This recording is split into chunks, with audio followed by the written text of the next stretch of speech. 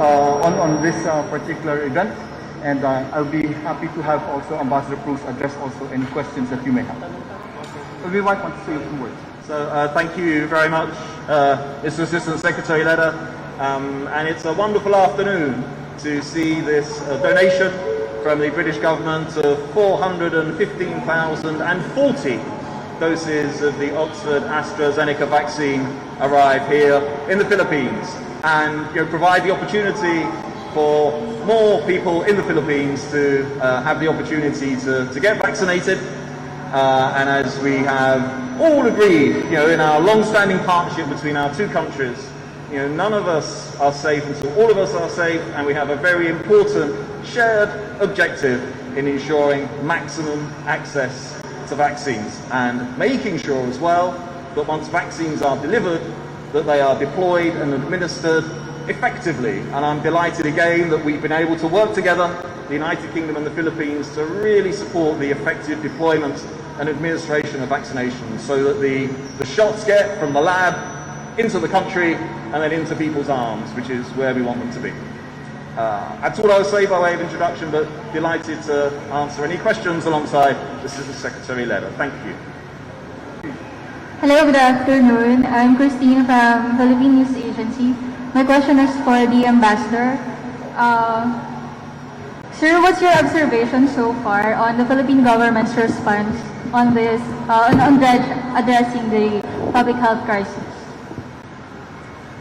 So I think it will be for the Assistant Secretary to speak on behalf of the government of the Philippines. I would just observe that all governments around the world are facing an unprecedented series of challenges, unprecedented challenges in terms of public health, unprecedented challenges in terms of the economy, and also ensuring, as we see day in, day out, the effective and safe management of movement, protecting communities, protecting families. And I think one of the things which has been very apparent as we've gone through the pandemic and countries have worked together to address those issues is that collaboration, shared objectives, and partnership and transparency between all of us is the way through. And this is why I think today is such a powerful illustration of our two countries working together. The United Kingdom has been able to donate these 415,040 vaccines. And it will be wonderful to see in the coming days and weeks the government of the Philippines deploy and administer these vaccinations to get the injection into people's arms. Would you like to add anything? Well, I'd like to also reiterate once our thanks to the British government for this donation of AstraZeneca vaccines. I'd like to highlight that this was part of the discussions that our leaders have had. General Galvez was here to witness the arrival of the vaccines, but he could not stay longer because of for a very important business in the office of the President. But on his behalf, we'd like to emphasize that this was done in partnership with the British government through talks and discussions between the leaders. I can say that Secretary Locsin did discuss this with the Secretary Rab of the United Kingdom in the recent discussions, and we're very happy that it has come to fruition. And it's really a highlight of our 75th anniversary of diplomatic relations between the Philippines and the United Kingdom. Thank you. Sorry, sir. How does this strengthen our relationship with the UK government? Oh, definitely. I think this is actually a symbol of the very strong, the enhanced partnership that we have with the United Kingdom. And I think it's really a testament also to the cooperation that we've been able to generate through the years. There's a lot of goodwill between the United Kingdom and the Philippines. Definitely this is one manifestation of that goodwill. Thank you very much, sir. Just a follow-up on the delivery, sir.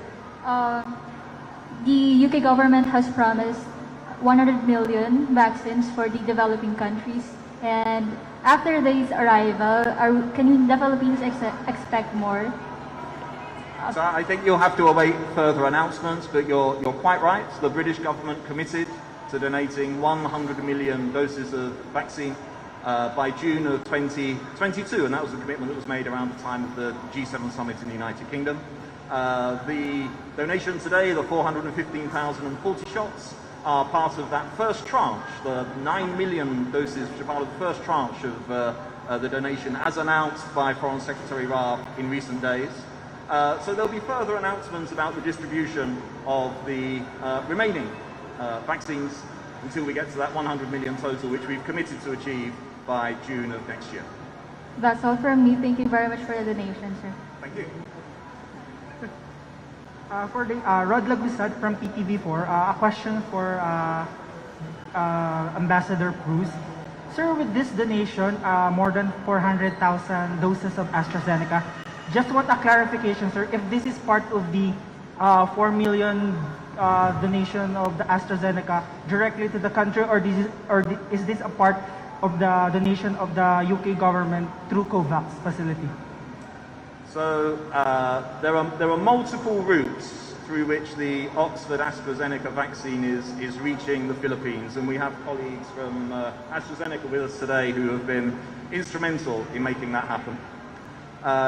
Today's donation is a donation from the British government to the government of the Philippines. So 415,040 shots is a direct donation government to government. But in parallel, of course, there have been donations through the COVAX facility, which are running into several million now.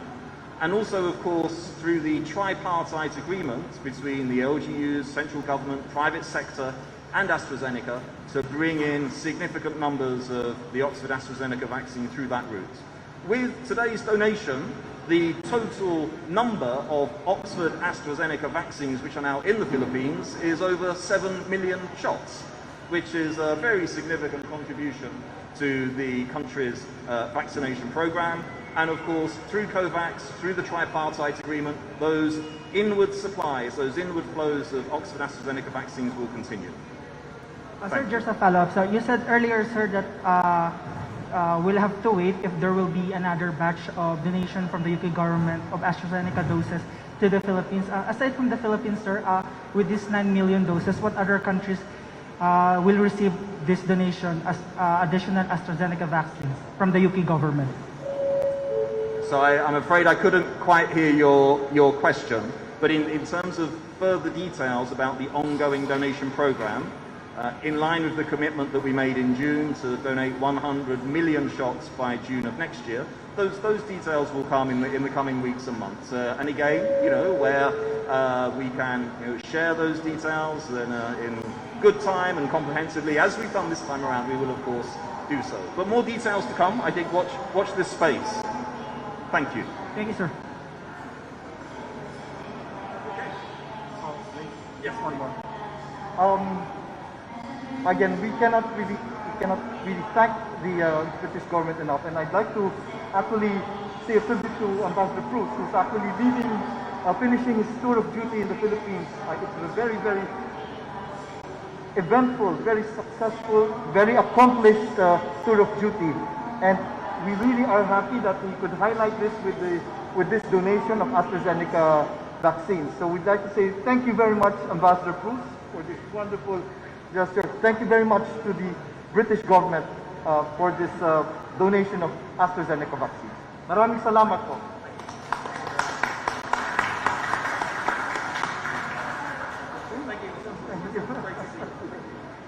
Thank you very much. I think that concludes our Q&A for this afternoon.